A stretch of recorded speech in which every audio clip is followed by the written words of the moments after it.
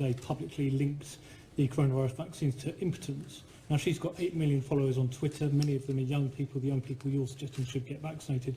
What would you say to them, and how concerned are you by public comments like that from public figures? So there are a number of myths that fly around with varying, some of which are just clearly ridiculous and some of which are clearly designed just to scare. That happens to be one of them. That is untrue. My own strong suggestion, if I may, to media present and not present, is repeating them in public actually just gives them credence, which they don't need. They're untrue, full stop. If you think about where we are actually overall, and this is a slightly longer answer to your question because I think it's a very important one, the great majority of people are getting vaccinated. So the great majority of people are ignoring these myths.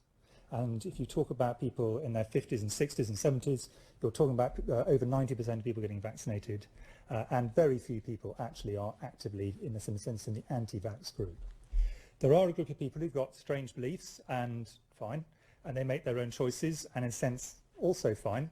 Adults are allowed to make their own choices, however strange. That is a basic principle of medical ethics, actually. But there are also people who go around trying to discourage other people from taking a vaccine which could be life-saving or prevent them from having life-changing injuries to themselves. And many of those people, I regret to say, I think know that they are peddling untruths, but they still do it. In my view, they should be ashamed. And I'll leave it at that. And just on that, Steve, I'm not familiar with the works of, or not as familiar with the works of Nicki Minaj as I probably should be, but I am familiar with Nikki Kanani, a superstar GP of Bexley, who's appeared many times on before you, who will tell you that vaccines are wonderful and everybody should get them.